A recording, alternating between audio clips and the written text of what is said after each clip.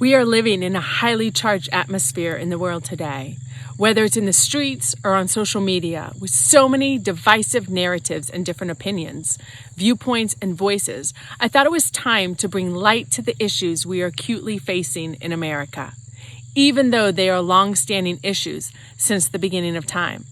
So I invited my friend Hubert from Rwanda to join in on the conversation, as he has experienced the same spirit we are seeing in the forefronts today. At the young age of 11, he was on the receiving end of an ethnic cleansing, which we know as the Rwandan Genocide.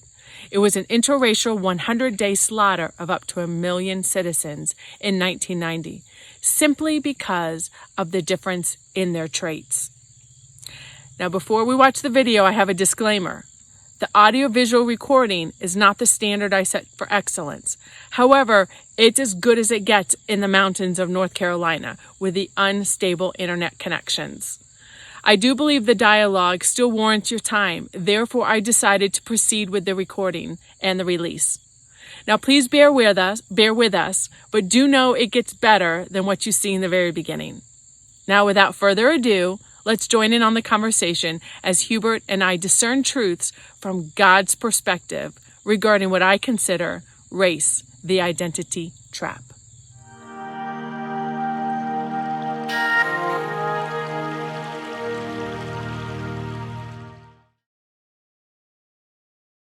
Leadership is not about manipulating others. It's not about manipulation. Because you are the MD, because you are the director, because you are the CEO, doesn't necessarily make you a leader. Jesus was successful mainly because he understood times. We're going to see the difference. God is still preparing you for what he's preparing for you. Your character is who you are when nobody's watching. Does your character speak louder than your presence? We're talking about leadership. Everybody's born to be a leader. Everybody has a vision. This is not going to be very useful for someone who is not aspiring to be a leader. True leadership is about doing something to influence the course of life. Leaders are very disciplined people. God doesn't live in time. He created time for us. But everything he does under the sun has time attached to it.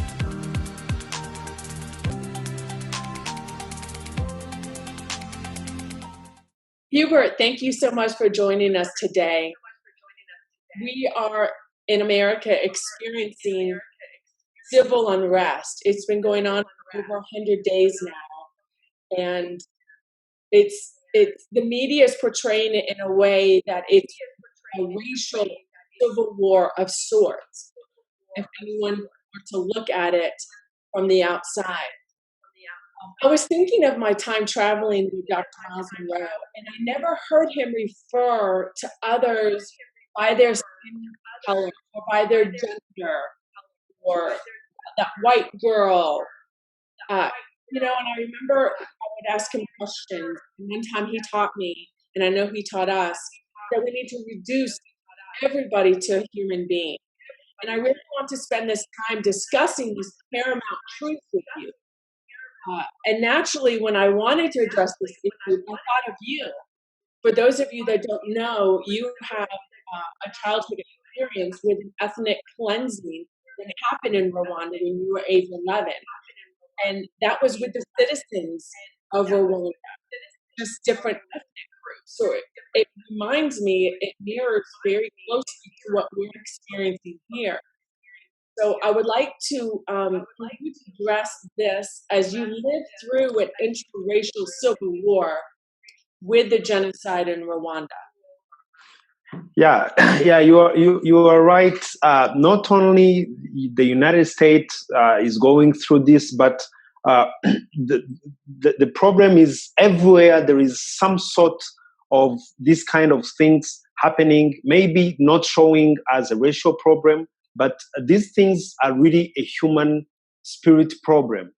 And you are right. Dr. Monroe never really talked about people defining them from their race or even their gender, because it comes back to their identity, on how people not only see others, but most of the times you will see others as an image of how you see yourself. So Dr. Monroe never defined himself as a black man. He understood him being a human being was more important than being a black man, a Bahamian. And that's why he was a citizen of the world. He never reduced himself to one thing.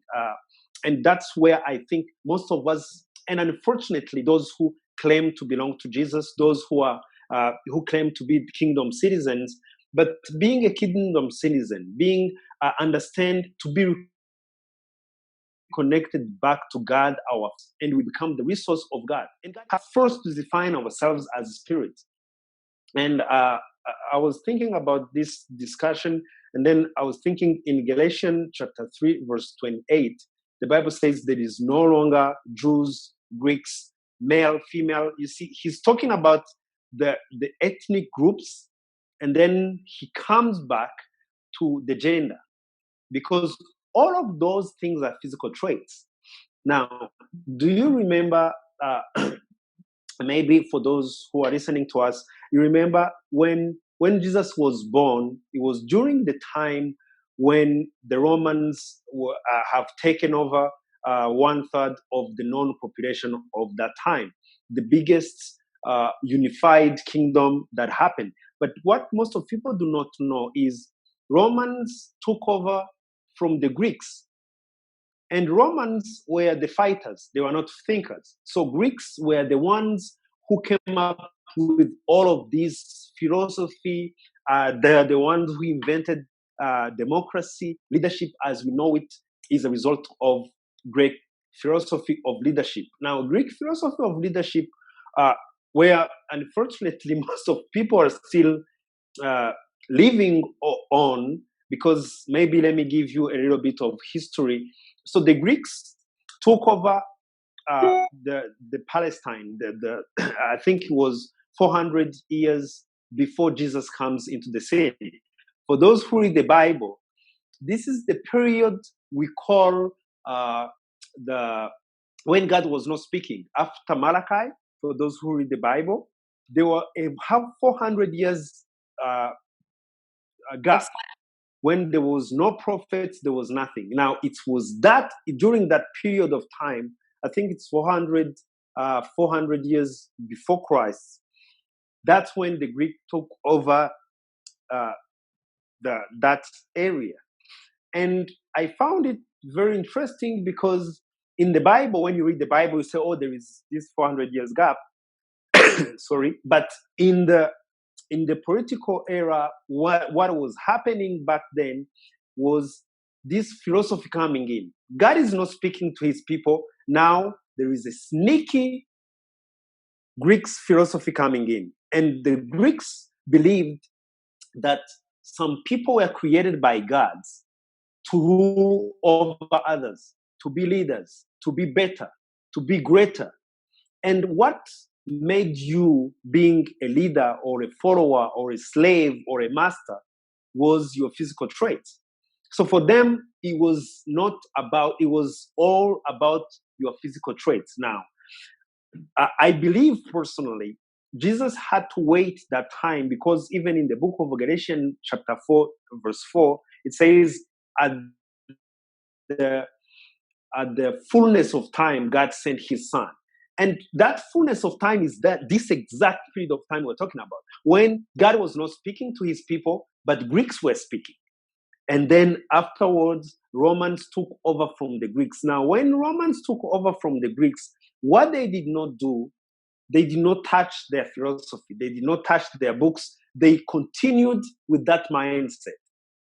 They did not change the mindset. And they started now implementing the Greek philosophy of leadership. That's why they were oppressing people. They will come and slave you in your own land and think because maybe you are not, depending on your physical traits, then you will be a leader or you'll be a follower.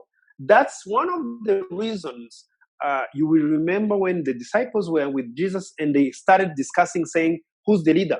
Meaning in their minds, remember in that period of time, the mindset was there are some people who are created by God to be leaders, to rule over others. Then Jesus overheard them and said, what are you talking about?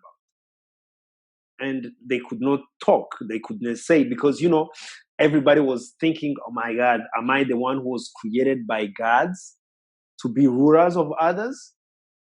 Then Jesus said, the Gentiles or the Greeks or those from outside, they rule over others.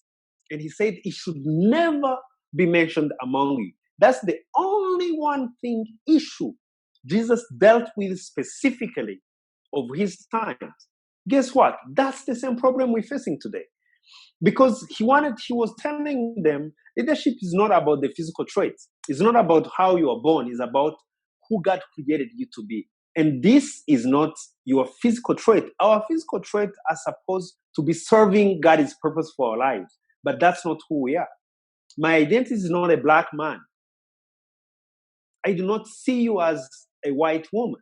I see you as Trista, who's a spirit being. Do you know why? Because first, I see myself not as a Rwandan. And we are talking about how at 11 years old, I had the experience of what I call the worst treatment a human being can have to others, when 1 million people were killed by the neighbors. These people who will come to try to kill our family were people we knew. People, the kids, I still see their kids. We still play together. We were in the soccer team together. They were our neighbors. And one morning, they show up at the door with machetes and they're chopping everybody. They're killing people. Why? Because, by the way, it was because some physical trait. We are all black people, but there were physical traits, some special physical trait they were talking about. In my country, Hutu and Tutsis, those we speak the same language. We have the same skin color. When you look at us, there is no difference. Even because of intermarriages, there is really no difference. But you see, people were killed because of their physical trait. The same thing Jesus was dealing with. The same thing we still have today. So it goes beyond my skin of color, the color of my skin rather. Maybe for those who think this is about black people being oppressed by white people being oppressed by black people, or in my country, ethnic groups, this goes beyond that, even touches things like male oppressing females. This goes even these movements of agenda, feminism, males thinking they're better than women. All of those is the same root. The root cause is the same, is the identity. People do not identify themselves as coming from God, having God is spirit. We are spirit beings who are having an earthly suit, a physical suit. So this is just a suit. This is just traits I have physically for me to be able to operate on the earth. But that's not who I am. So it will start. The problem we're facing today comes from us not knowing who we are. So because I do not know who inside I am, then I define myself as a male black from Rwanda. If that's how I define myself, that's all I have. That means I will try to protect that thing because that's what I think gives me value. Hubert, but I'm thinking the minute the mentoring program that we went through with Dr. Miles Monroe, and in the very beginning stage of the mentorship program, there were 5 questions he had for us to answer. Who are you? Where did you come from? And unless we can start answering those questions, I think people never get to the root of who they truly are. And that's what we're dealing with. It's an identity crisis. That's why I call this session Race, the Identity Trap. And those of us who understand who we are We don't get offended or because of other people's ignorance. We just let it roll off. And this is a big issue, is identity. I believe it's one of the biggest issues that we struggle with, ignorance of who we truly are. And that's one of the keys that the devil uses to keep us oppressed, is keeping us in ignorance of who we are, who God is. And this is exactly what you're talking about. And I believe with all my heart, that's why Dr. Miles started the program with identity.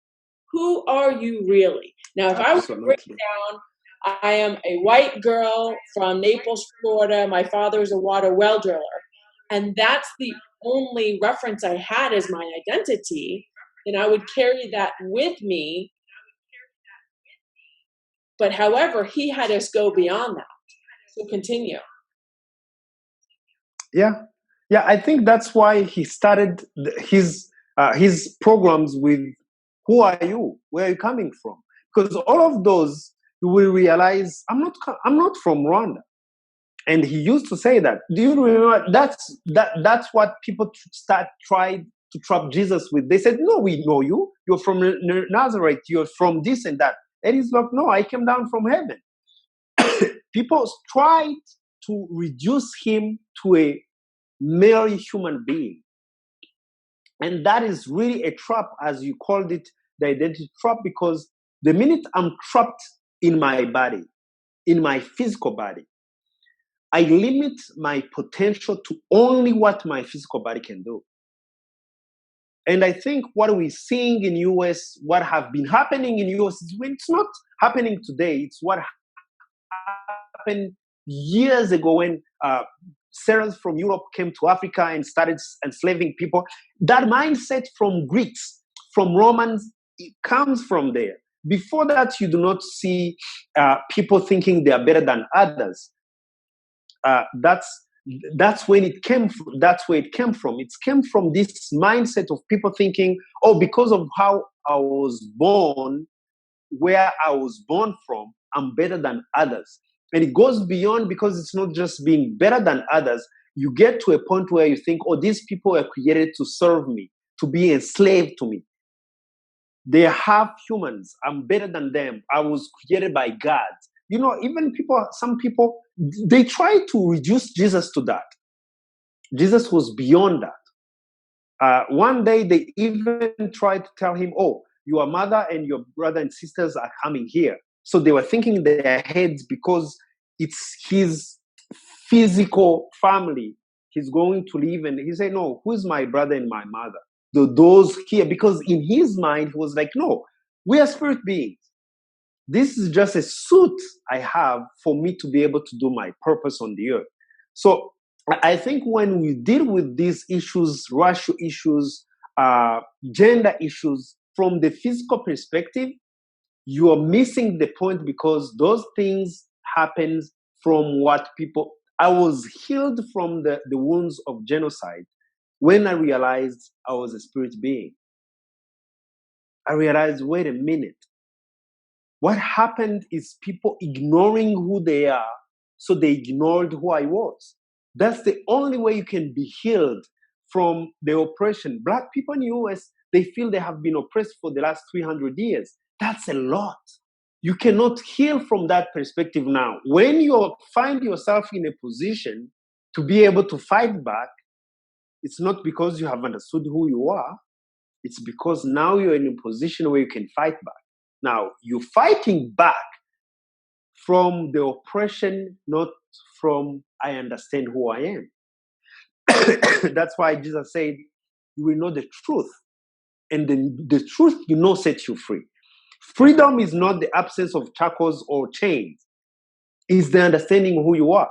Now, the minute you get from there, now, the oppressor and the oppressed, all of them, they have the same issue. It's just the oppressor, the one who's in the position of oppressing, is the one who is in the position of the power for the moment. And we saw that in South Africa. When the apartheid was happening, white people were oppressing black people, and then you would think, oh, the problem was with the oppressor, with the white people was oppressing black people. But now today, the South African government, or maybe let's not say it's the government. Now the people in South Africa who black people, now they are killing other Africans who come to South Africa to find work. So because they say, no, you are not South African. All of them are black. Now these people a few years ago, not so long ago, maybe 40, 30 years ago. No, not even 40, that is 30 years ago. 27, 26 years ago, 28 years ago. They are being killed, oppressed because they are black. Now, those same people, they're in a position of power. What they were fighting was not the mindset that was oppressing them. They were fighting because they are feeling oppressed. They were in the position of weakness. You would think they're fighting because they want human rights. They understand they're humans. They're, no, that was not the issue, because now they're black. They're oppressing other black people. So the problem was not really the race. The problem was the mindset. So it's funny because the other day I have cousins who are from Europe. Their mom is my aunt, and so their father is a white Belgian, and their mom is a black Rwandan. So in Europe, they are called black. Like in the United States, when everybody says that Barack Obama is the first black president, from my perspective, I'm like, he's as black as he's white. He's half black, half white. Why is he called black? Because you will always, when you are mixed, they will always call you according to the weaker part of you. Do you know why? Because it's Greek. The Greeks, they want to make you feel, no, you are not as accepted as, so they will identify you with the weakest one. Do you know what happened? My cousins in Europe, they are called black. Now, when they came to Rwanda to visit, everywhere they go, they are called white. So they were like, what's wrong with here? Do you know why they are called white here? Because white is the minority here. So they are not in the position of power now. So it has nothing to do with their skin color, because their skin did not change. They are still the same people.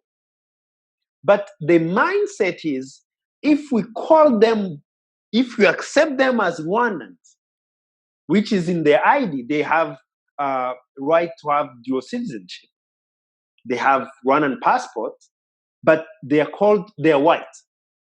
Because we do not want to give them full of the advantages, we want them to feel less. Because that's what Greek does. The Greek philosophy of leadership is, I'm only as a leader as much as physical trait I have beyond or above you. That's the mindset behind. And until the kingdom people, those who bear the name of God, those who call themselves the children of the Most High God, until we get to that bottom and understand we are not black, we are not white. Those are physical traits. Now, I'm not saying we are not black, because obviously when you look at me, I do not, but that's just a physical trait that helps me to do what I have to do. As I do not consider myself being a male. I have not, like, being a male does not give me anything special. That's why I will never consider my wife or my daughter as something lesser. The fact that, in our culture in Africa, when a woman does not give birth to a male child, in some cultures, you are like nothing. Because in their minds, it's a human being is not a human being. It's just who you are physically. That's not what we're supposed to be. That's not the real thing. The real me is the inside. And guess what? There is no such thing as a male spirit. a female spirit, a black spirit, a white spirit. There is no such thing as that. Like how I connected with you, like among other people around Dr. Monroe, I do not think there is any other person we connected on the level I connected with you. But when we see our physical traits, it's like the day and night, like it's west and east. You are born in a totally different area, but how do we connect? How when we speak, there is nothing. Why? Because we are spirits. The day you start seeing yourself as a spirit being, that's the same day you're going to start treating other people as spirit being. And I'm coming back to what you said, and that's what Dr. Mano used to say, reduce everyone to a human being. That's only possible when you reduce yourself to a human being. And most of people haven't get to that point yet. The minute you get to that point where you realize you are no longer this physical trait, this is a suit. Like I have this outfit. This is not me. This is just an outfit. So this is the same as this skin. This is the same as my physical trait of being male. People not accepting, when people are born male and they try to change their sex and all of these things, it's because they do not understand who they are. You are not reduced to that thing. You're a human being. You're a spirit being. And maybe finishing before maybe you ask me any other question. I remember I believe this is what God was testing with Adam and Eve when he started saying, I'm going to create, when God said to Adam and said, it's not good for you to be all in one, I'm going to create a helper mate that is suitable to you. He did not create the woman right away. He created animals.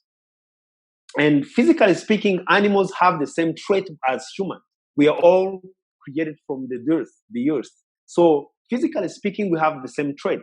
My background is in biology, so I know physiologically speaking, animals have the same traits. That's why, for example, when there is a vaccine, they test them on animals, and when it works to humans. So we really, physically speaking, we are not that different. And they even say some animals, they have 99% of our DNA. Now, when Adam was looking for the helpmate that is suitable for him, he went back to God and said, I did not find. I think that's what God was testing with Adam. He wanted to see, is this human being more aware of his spirit identity or his physical identity? Because when he came and he said, I did not find the one that is suitable to me, God said, that's good. Then he took a woman from his inside and created. But when Adam came to Eve, he did not say, oh, I have found the physical of my physics. He said, I have found the bone of my bones. You do not see bones outside. So he recognized the inside before the outside. And that's what I believe God was trying to test. So how do we find people? How do we define ourselves? Do we define ourselves from the blood? Oh, by the way, bones is where blood is built. It's manufactured in bones. The process is called hematopoiesis. So I believe when he said bones of my bone, the bone of my bones, he was talking of blood of my blood. And remember, the Bible says that the soul or the life of any living soul is in its blood. So he was talking, Adam was recognizing himself first as a spirit being, and that's how he recognized Eve. And then he said, oh, he's the blood of my blood, the bone of my bone, then the flesh of my flesh. But most of people, Christians, believers, kingdom citizens, do not consider themselves spirit beings. They consider themselves first their flesh. That is their skin color, their gender, male or female, and then any other things. I'm rich, I have many cars, the house they live in, the degrees they have. That's why some people will be offended when you do not call them by their degrees, by their titles, because all of those things is what you cringe on. That's why Dr. Mono was just Dr. Miles in his church. He was Pastor Miles in his church. He was Papa Miles with his mentees. He was my name is Dr. Miles Monroe, but that was not a big thing. He was not the apostle, doctor, potentially all of these titles. All of those things are good, but people who are clinging on them, it's because that's all they have. So when a black man is all he has, when a white person, all he has is his whiteness, my God, don't touch it.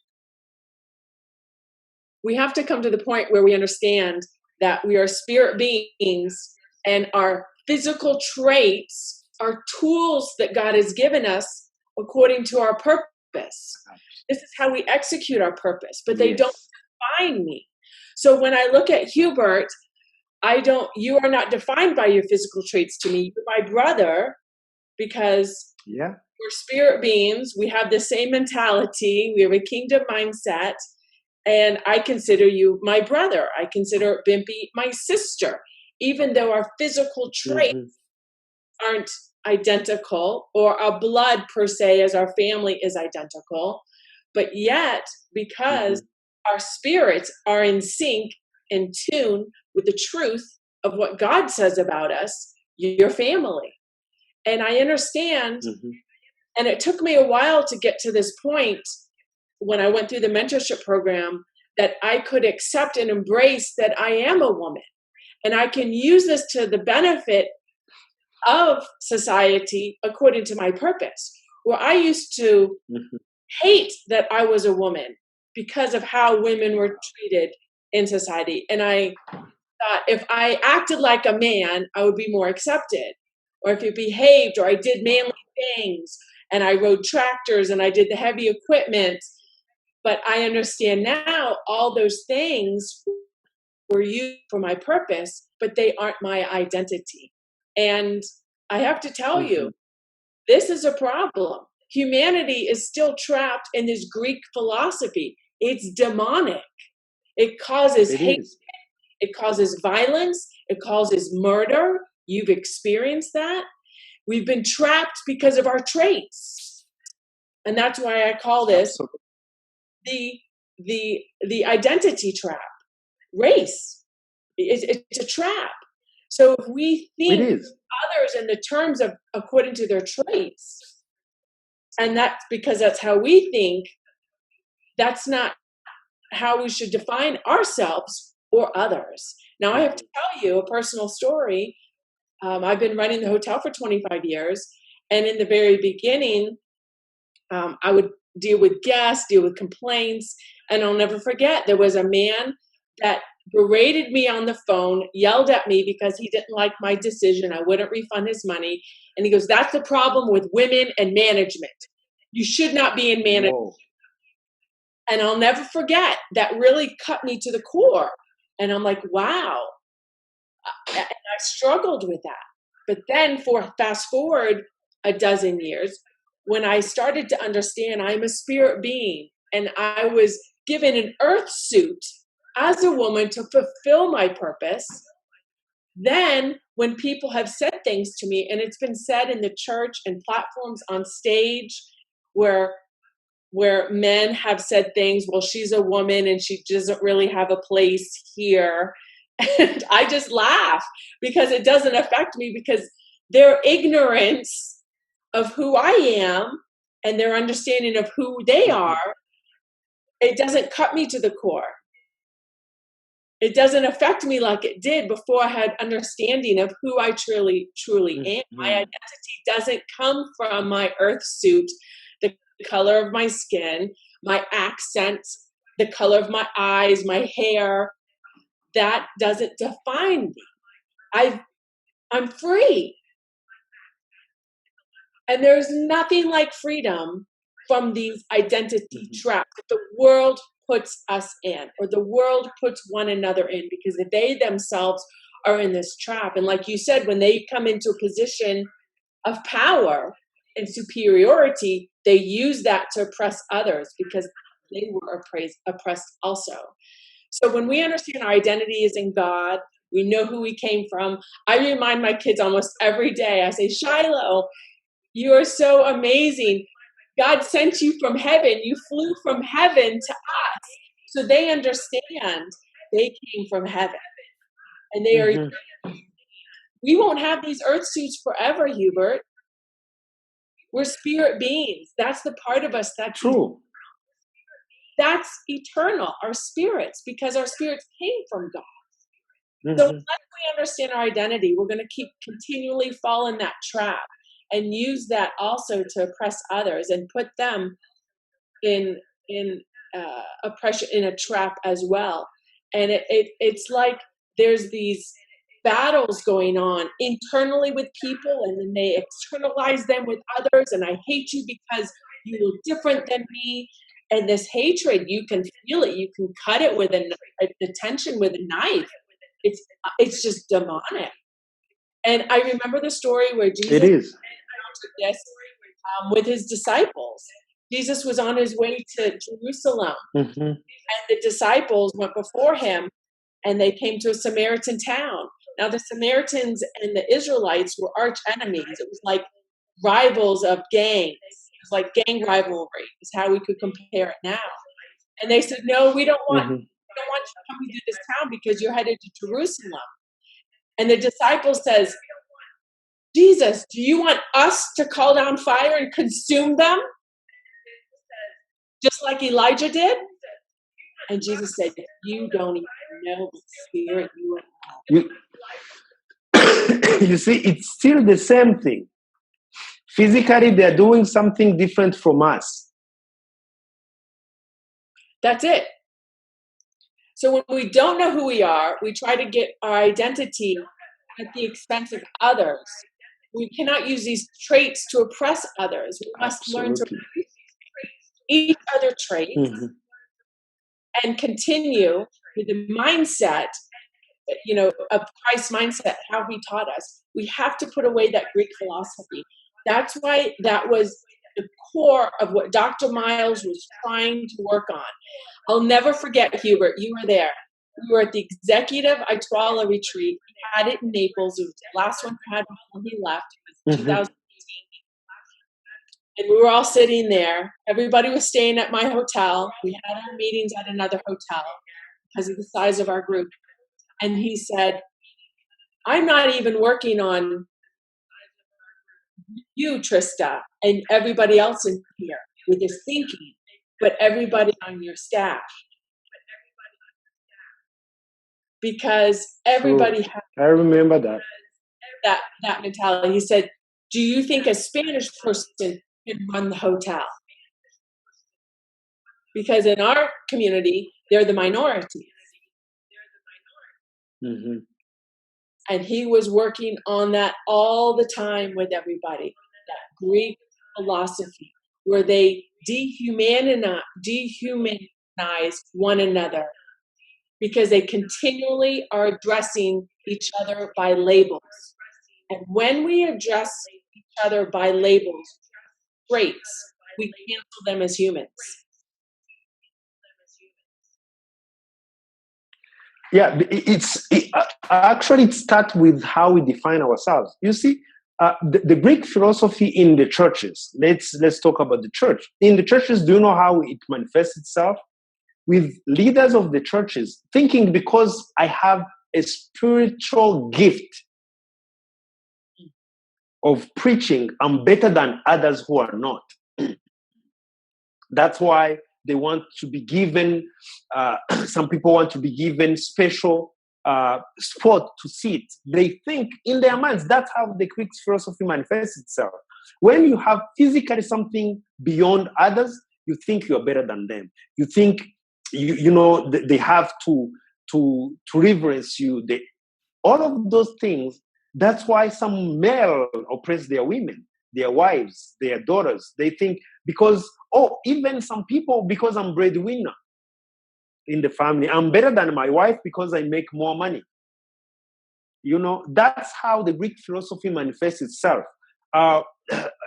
Women, between two women, one has some physical beauty and is going to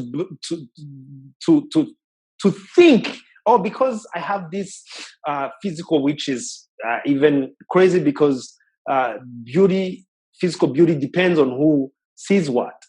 So there is no one way one trait, because in some cultures you need some masks, to be a strong woman to be considered beautiful. In some other cultures you need to be thin like nothing. So all of these things, but you see, it's not about your physical traits, it's about the mindset you have.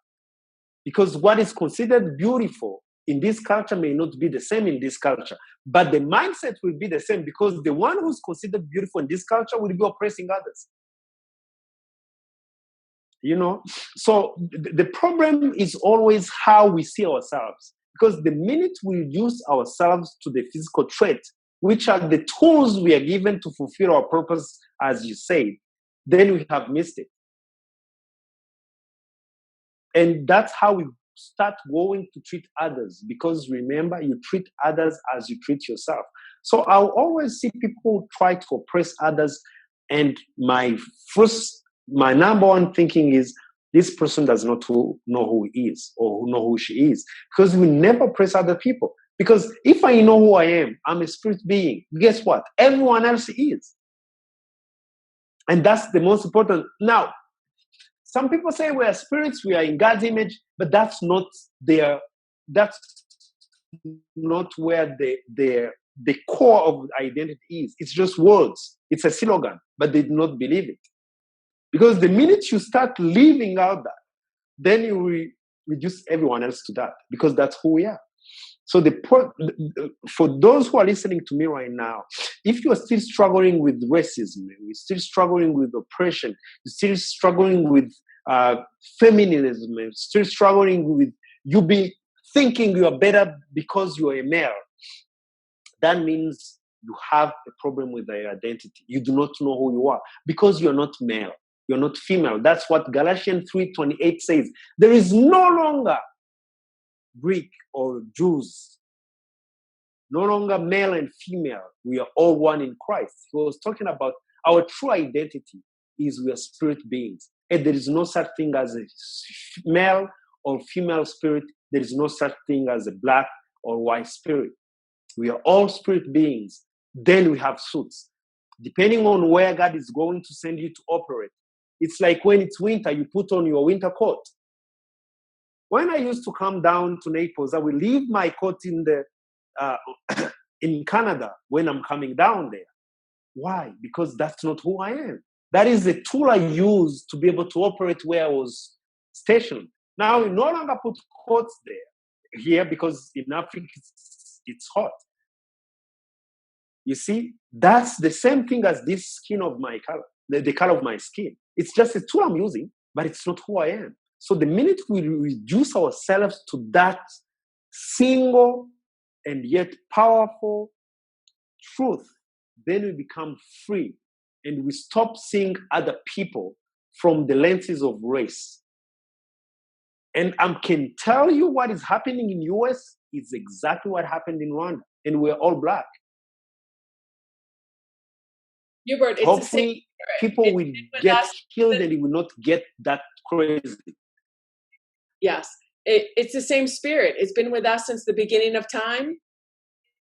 And it's all around the world based on what one considers superior, the trade, the color, the gender, the wealth standards, the classes. It goes on and on. It's an oppressive, demonic spirit. I believe, Hubert, we will never heal unless we understand that we are eternal beings with an earth designed specifically according to our purpose. Do you know, you're talking about the same spirit manifesting itself in different forms. In Cameroon, there is a problem of people, French-speaking Cameroonians and English-speaking fighting. It's a matter of what language they speak. And guess what? It's not because of the origin. It was because one part of Cameroon was colonized by England, another one was colonized by French. They're fighting today.